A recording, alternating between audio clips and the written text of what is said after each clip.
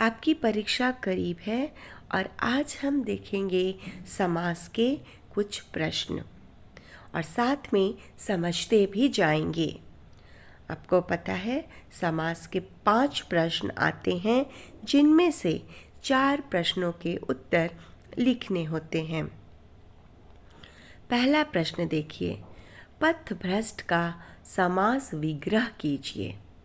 अच्छा, आपको सिर्फ समास विग्रह यहाँ पर करना है। तो पथभ्रष्ट यह जो समस्त पद है ना बच्चों, इसका समास विग्रह होगा पथ से भ्रष्ट। ठीक है, पथ से भ्रष्ट। और अब हम इसके बहुत डिटेल्स में जाएंगे। तो यह कौन सा समास है? देखिए, बीच में कौन सी विभक्ति आई है? से। पथ से भ्रष्ट, यहाँ अलग होने वाली बात भी हो रही है। तो आपादान तत्पुरुष समास। समझ गए? आपादान में अलग होने वाली बात होती है ना, जैसे देश निकाला, देश से निकाला, ऋण मुक्त, ऋण से मुक्त। ठीक है, पर यहाँ पर आपको सिर्फ विग्रह पूछा जा रहा है, तो आप लिख देंगे पथ से भ्रष्ट। ख देखिए, दही बड़ा में कौन सा समास है? यहाँ पर भी समास के नाम सिर्फ बताने हैं। तो पहले तो आप मन में इसका विग्रह कीजिएगा। दही में डूबा हुआ बड़ा, में आ गया, में विभक्ति, बहुत आसान।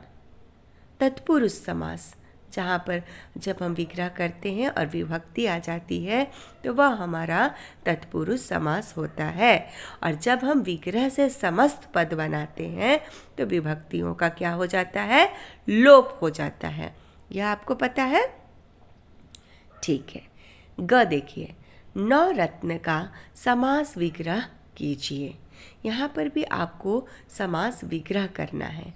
तो बच्चों, यह जो समस्त पद है नवरत्न, इसका समास विग्रह होगा नौ रत्नों का समूह या समाहार। यहाँ पर नौ जो है वो है 9, ठीक है, जो कि एक संख्या है। और आपको पता है कि समस्त पद में पहला पद यानी पूर्व पद जब संख्यावाची हो तो वह होता है कौन सा समास? द्विगु समास। बहुत बढ़िया। ठीक है। घ देखिए, अश्रु लाने वाली गैस का समस्त पद क्या होगा? अच्छा, यहाँ विग्रह दिया है, आपको समस्त पद बनाने हैं। तो अश्रु लाने वाली गैस, बहुत आसान, अश्रु गैस। ठीक है, बन गया हमारा समस्त पद।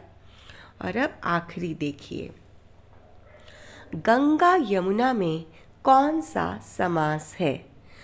तो आपको पता है कि जहाँ इस तरह के पद होते हैं और बीच में योजक का चिन्ह होता है, वह हमारा होता है द्वंद्व समास। तो गंगा यमुना में कौन सा समास है? द्वंद्व समास। ठीक है। माता पिता, रात दिन, भाई बहन, दाल रोटी। ठीक है, इस तरह के जो पद हैं, बीच में अगर योजक का चिन्ह है तो वह हमारा हो जाता है द्वंद्व समास। तो इस तरह आपको सभी प्रश्नों को देखने हैं और जो आसान लगे आपको इनमें से 4 प्रश्नों के उत्तर लिखने हैं।